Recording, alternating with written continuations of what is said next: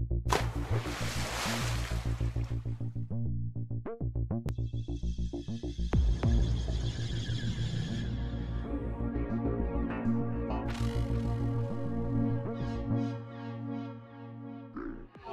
everybody, we are live at the Casa Arena once again here in Barcelona, Spain. I'm Jeff Commings. It's a beautiful setting. As you can see, the background of Barcelona back here is just absolutely breathtaking. It's hard for us to look this way because we all want to look that way.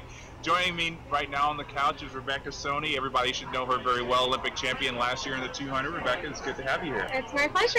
And you went touring today around Barcelona. What did you see? I went to the big church. Sagrada Familia. Sagrada Familia, yes. It was really beautiful. It's one of those things you just have to see in your lifetime. Yeah, it was really lovely. And we went right in the morning when the sun was shining in through all the stained glass. Oh, wow. So it was just lighting up in all different colors. Really beautiful. Yeah, it had to be absolutely beautiful. It's one of the things I'm looking forward to seeing when the meet's over.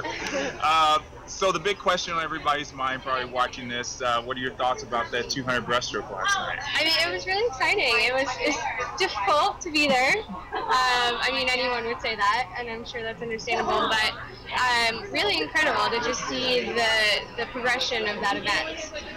I can remember when, 3 or 4 years ago, it was, a couple of 223s, and that was kind of the top field, and now to have two girls go under 220 and go to 219 and seeing a 219-1 was really incredible. It was a beautiful race to watch. I was wishing I was in there too, but considering that I wasn't, it was stepping outside of my emotions. It was a really, really beautiful race. And you've swum against those two often. Eula, you've trained with in LA, so you probably could kind of sense that maybe that was going to be coming?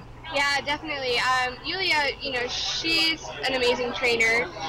We've trained together, I don't know, maybe 2 or 3 years, however long she's been training there, but, I always had this feeling in practice and in the meets we were racing. I was like, just hold off a little bit longer, just let me get in there first, and then, she's a good bit younger, so I knew that she was still improving at a steady rate, and she has a big future ahead of her, and, for Peterson, it was a long time coming. We raced together for so many times, and I don't follow results that closely, but I remember seeing her put up a 220 like mid-season sometime this last year, and was like, okay. Yeah, and just to let people know, you're not retired. You're just taking the year off. Before last night, was there ever any thought of, well, I really wish I had, and I really wish I was going to compete this year? Of course I wish I was competing, but I know that I really needed the year off. For me personally, if I hadn't taken that time, I'm still dealing with some injuries. I'm still trying to put my body back together. I'm still, I needed the time to miss it.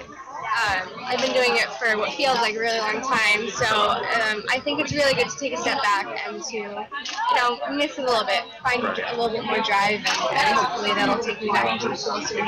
Well, a lot of people have been saying here that just trying to get back in the pool and train at that high level after the Olympics is not a very easy thing. So I would imagine you probably felt that to the Olympics. It was just kind of this thing where you just really need to step away and really just kind of get your mind and body back in order. Definitely. After the 2008 Beijing Olympics, I kind of experienced that, and it's you don't have to give yourself time to rest. At least I needed to at that point. So even though yes, I do wish I was in the pool racing, and it's hard to sit out and watch, especially given the circumstances. I know that I made the right decision for me wherever that took me. And you've got to be hungry now to get back and race.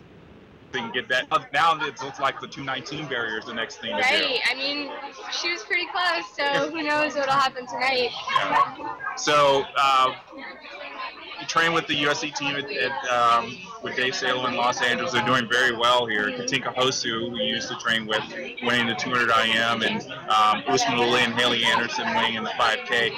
It's got to give you a sense of pride to know that these guys that you swim down the pool with every day are doing so phenomenally well. Yeah, it really does, and it's such a unique environment where we have, athletes from all over the world that are training with us, and even up in the stands, sometimes I get looks at like, why are you cheering for someone that's not USA? It's like, well, they're my teammate either way, obviously. root for USA all the way, but they're still my good friends and training partners, and it's great to see that for our team, for Dave, and just to have those people that you watch training so hard every day and see that something good came out of that. It's really great. So the time away from the pool, you're still exercising, staying fit, so that when you get back in, it's not going to be that foreign to you? Yeah, I mean, I'm sure many athletes can agree with me when I say that it's something we need. Like, I will wake up in the morning, even if I'm not running off to the pool right away, I don't feel like myself until I've, been working out for about 2 hours, and then I'm like, okay, now I can move on with my day. But yeah, definitely been staying fit and enjoying it in different ways. Lots of hiking and yoga, Pilates, and running, and swimming in the ocean, and yeah, it's different ways of keeping different ways, but definitely still staying in shape. So now that you don't have that rigorous schedule of being in there for training, what's filling your day these past few months? Sometimes I still treat it like I'll go either to yoga or spin class in the morning and then go to Pilates right after, and in the afternoon do something else. So I'm still, working out a lot because, like I said, it makes me feel better. But I'm doing 2 online school programs for nutrition and for psychology. I got certified to be a Pilates instructor. Not that I really have the time because I'm always traveling to random places like Barcelona, but it was just a fun process to go through that and have something kind of competitive but in a different angle. What else am I doing? Seeing my family a lot more. I went to visit my sister twice in Dallas. I've never been there before to visit her and her husband because I never had the time. Yeah. So it was great to finally put time aside for things like that. And I took a trip with my mom back in October to Romania to visit her mother, my grandmother, and just to do that with my mom was a really great trip, and like I said, something I never had time for before. So. Yeah, this is probably one of those things that you probably were putting on your schedule while you were training. You say, I'm going to definitely deserve to be able to do all these kind of things. Yeah, and sometimes I think back, like, what were all those things that I really wanted to do? Like, I can't think of them anymore now that I have time, but things come up, and it's great to be able to say yes. I did a really amazing trip finally with Girl Up, which is a campaign that I work with the United Nations, and I took a trip with them to Guatemala to visit, a village and school that were so far off the roads, like back in the mountains. Right.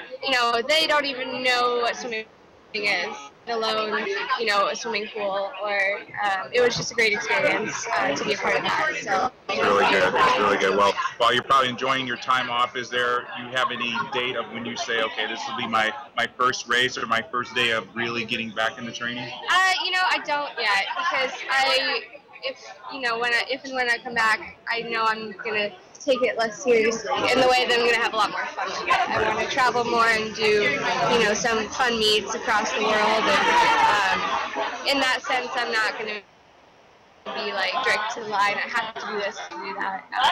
I've been there, I've done that for years, and I've enjoyed it, but now would kind of be like icing on the cake, right. Coming back and just doing fun stuff. So, I don't really have a finalized date. Just kind of take it as it goes and enjoy the process. Yeah, no worries about that. So we're here at the Casa Arena. You've been an arena athlete for what, 4 or 5 years now? 4 years. Wow, what has it been like for you to be part of that group? It's been great. I joined on before they actually came back to the U.S., before Arena USA got brought back, and it's really been exciting to see the progression.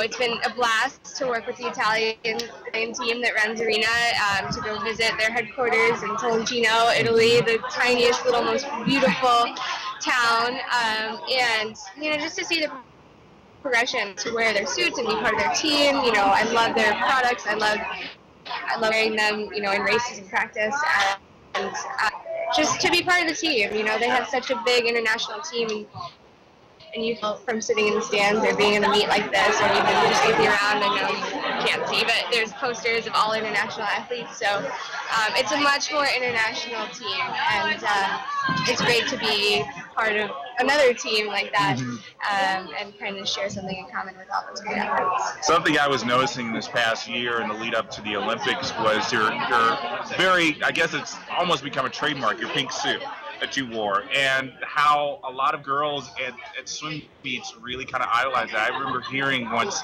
I think it was a Grand Prix meet or something, that kid wasn't just, I want to be Rebecca Soni. It's like, I want to get that Rebecca's pink suit. Have you ever heard anything like that? It was like everybody, you know, feeling like you identified with the pink suit? Definitely. I remember tweeting about which suit should I wear. You know, I put up a couple of options, and it was 100% pink suit.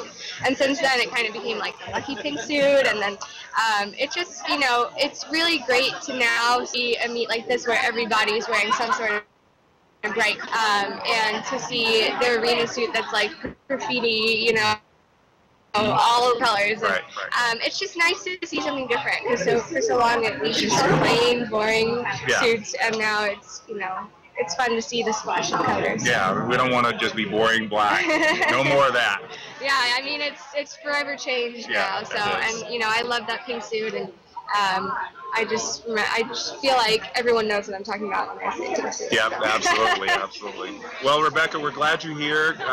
Thanks so much for joining us. I hope you continue to enjoy your time in Barcelona. I'm sure watching the 200 breast final tonight, you'll probably be sitting there digging your fingernails and hoping that at least the 219 barrier will wait for you. That world record is already broken, so pressure's off tonight. That's what I was nervous about, so it already happened. And then, you know, I think I'll just be able to watch tonight. Definitely rooting for Micah tonight, because, you know, she had an amazing prelim swim with a 2:21, and I know hopefully she's not feeling too much pressure, because you need to be relaxed, you know, and I think that's why she put up such a great time in prelim. So I'm really cheering for her tonight, and hopefully she can stick with Julia. That will be an amazing swim. Really will. Well, I guess we got a lot of people to cheer for in that race. Definitely. So I think I'm going to be able to enjoy this one a little bit more. All right. Well, cool. Well, thanks again for joining. My pleasure. Thank you. All right. So that was Rebecca Soni joining me here live at Casa Arena here in Barcelona. We got 2 more days of this show. I hope you'll join us on Saturday and Sunday. We'll see you then.